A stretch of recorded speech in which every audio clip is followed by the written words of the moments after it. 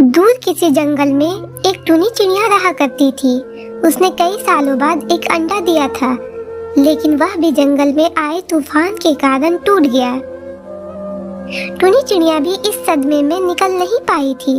फिर एक दिन वह नदी पर पानी पीने जाती है तो देखती है कि वहाँ पर एक अंडा पड़ा है। फिर टूनी चिड़िया उस अंडे के पास बैठ जाती है कि जब तक इस अंडे के माता पिता न आ जाए मैं इस अंडे की सुरक्षा करूंगी। लेकिन शाम हो जाती है और वहाँ पर कोई भी नहीं आता। दरअसल वह अंडा जंगल के आए तूफान में गिर गया था, लेकिन वह टूटा नहीं था। फिर टूनी चिड़िया उस अंडे को अपने घोंसले में ले आती है। वह उस अंडे की अपने अंडों से भी बढ़कर देखभाल करती है और अब तो टूनी को जीने की वजह मिल जाती है। फिर कुछ समय ऐसे ही गुजर जाता है और उस अंडे से एक रानो का बच्चा निकलता है। दरअसल वो अंडा रानो चिड़िया का था, लेकिन टूनी चिड़िया उस बच्चे को अपने बच्चे की तरह प्यार करती थी और वो बच्चा भी उस टूनी को अपने माँ समझता था। टूनी के घोंसले के पास रानी कव्वी रहती थी। वो रानी ये सब देख लेती है। अच्छा, टूनी चिड़िया की बच्ची अपने आप को तो बड़ा दयालु समझती थी और देखो उस बेचारे रानो का अंडा चुरा लाई है। यह इसे ही अपना अंडा बता रही है।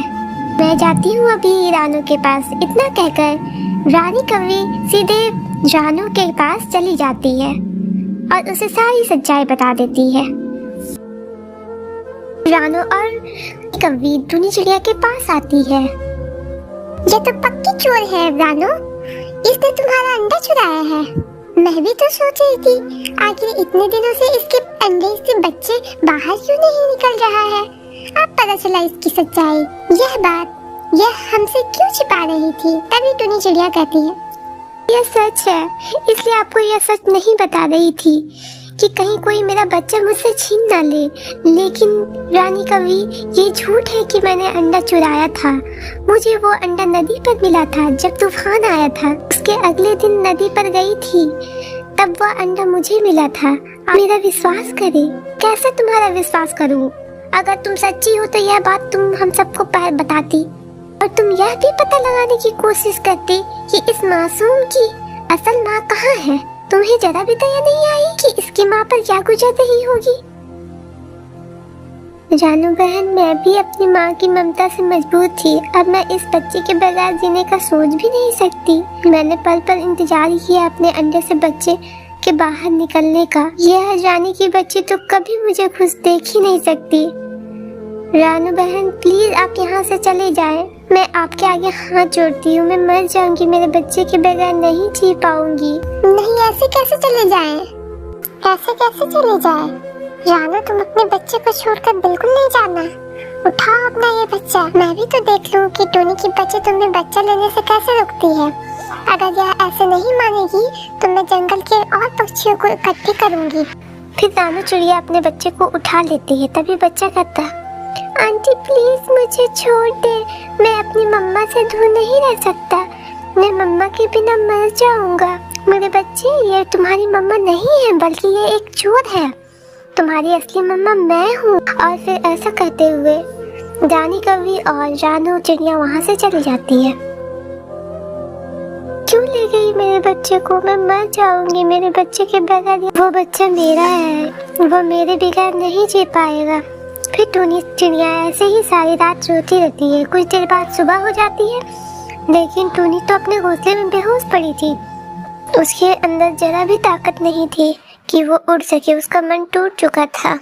ये लो बच्चे, ये फल इसे खा लो। ये बहुत मीठा फल है, बस थोड़ा सा खा लो मेरे बेटे। आप गंदी आंटी हो, आप मेरी मम्मा नहीं हो सकती। मैं आपसे लेकर कुछ भी नहीं खाऊंगा। आप मेरी मम्मा के पास छोड़कर आओ। ये तब की बात है जब तुम इस दुनिया में नहीं थे। जब जंगल में बहुत तेज तूफान आया था तो मेरा अंडा नदी में गिर गया था। मैंने बहुत तलाश किया था, लेकिन मेरा अंडा नहीं मिला। तुम उसी अंडे से निकले हो, तुम मेरे बच्चे हो, मैं तुम्हारी मम्मा हूँ। अगर वो चिड़िया तुम्हारे बगैर नहीं रह सकती तो मैं बेटा भला बताओ मैं कैसे रह सकती हूँ तुम्हारे बगैर। रानू उस बच्चे को बहुत समझाती है, लेकिन वो बच्चा ना ही कुछ खा रहा था और ना ही कुछ पी रहा। वह कुछ भी समझने के लिए तैयार नहीं था। एक पेड़ पर एक टुनटुनी चिड़िया रहा करती थी। और उसी पेड़ के सामने ही एक दूसरे पेड़ पर कालू कौवा का घोंसला भी था।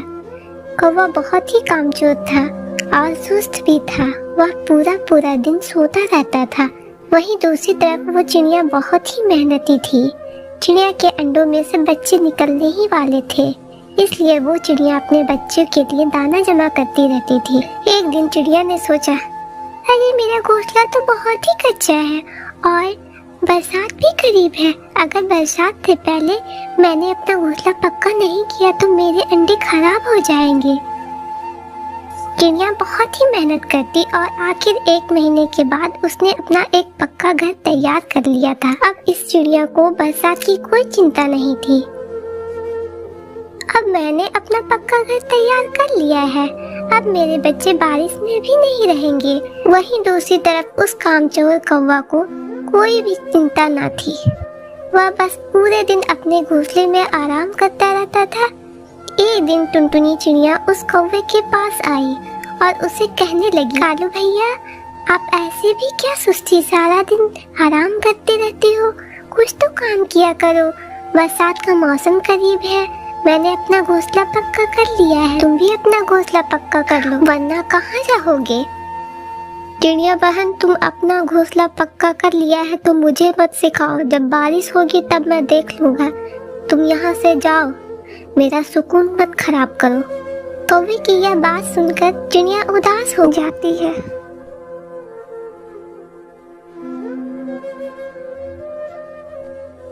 मैंने तो कालू भैया की अच्छाई के लिए बोला था। कालू भैया तो मुझ पर गुस्सा हो रहे। दिन बीत गए। चिड़िया के घर 2 खूबसूरत से बच्चे हुए। चिड़िया बहुत खुश थी। अब बारिश होने ही वाली थी। अब बारिश होने ही वाली है। मेरे बच्चे भी हो गए हैं। अब मुझे किसी चीज की चिंता नहीं। एक दिन बहुत तेज हवा चलने लगी और खूब तेज बारिश शुरू हो गई। चिड़िया की मेहनत रंग लाई। चिड़िया के घर में जरा भर भी पानी न आया कि दूसरी तरफ कौवा बारिश में भीग गया और कांपने लगा। मेरा घोंसला पूरा पानी से भर गया है, अब मैं क्या करूं? मुझे तो सर्दी भी लग रही है और मैं कहाँ जाऊं? एक काम करता हूँ, टूनी बहन का घर चला जाता हूँ। कौवा चिड़िया की तरफ चला जाता है और चिड़िया का दरवाजा बजने लगता है। कौन है? अरे चिड़िया बहन, मैं तुम्हारा कालू भैया हूँ। दरवाजा खोलो, मेरा घोंसला पूरा पानी से भर गया है और मुझे बहुत सर्दी भी लग रही है। तुम मुझे अपने घर में रख लो। कौवा भैया, जब तक बारिश नहीं रुकती आप मेरे घर में रह सकते हो। जब बारिश रुक जाएगी तो हम आपका घोंसला दोबारा से बना लेंगे। जब तक आप आराम करो। कौवा चिड़िया को देखकर बहुत ही ज्यादा हैरान हो जाता है और कौवा सोचता है, अरे यार, चिड़िया बहन का घर तो बहुत ही अच्छा है और चिड़िया बहन भी बहुत अच्छी है। कौवा चिड़िया के घर में सो जाता है और 3 दिन बाद बारिश रुक जाती है। मौसम बहुत सुहाना हो जाता है। तब पक्षियों की चरचराने की आवाज आने लगती है। चिड़िया फौरन कौवा को अपने घर में बुला लेती है।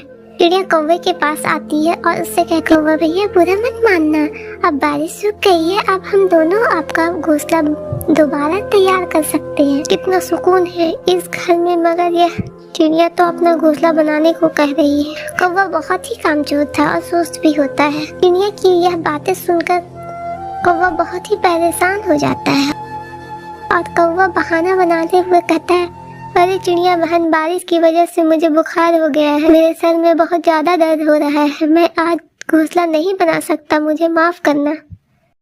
कालू भैया, मुझे नहीं पता था कि आप बीमार हो। आप जब ठीक हो जाओगे तब हम अपना घोंसला दोबारा से बना लेंगे। अगले दिन चिड़िया कौवे के पास आती है और कहती, कालू भैया, मैं जरा काम से बाहर जा रही हूँ, कुछ देर लगेगी, आप मेरे बच्चों का ख्याल रखना। तुम बिल्कुल चिंता मत करो चिड़िया, मैं तुम्हारे बच्चों को अच्छे से ख्याल रखूंगा। कौवा की बात सुनकर चिड़िया बहुत खुश होती है और वहाँ से चली जाती है और कौवा आराम से सो जाता है। चिड़िया के बच्चे खेल रहे होते हैं। बच्चे के खिलौने की आवाज की वजह से कौवे की नींद खराब हो जाती है और कौवा गुस्से में आ जाता है। अरे तुम सभी अपनी आवाज बंद करो, मुझे नींद आ रही है, मुझे सोने दो, वरना मैं तुम सभी को चिल के हवाले कर दूंगा। चिड़िया के बच्चे बहुत डर जाते हैं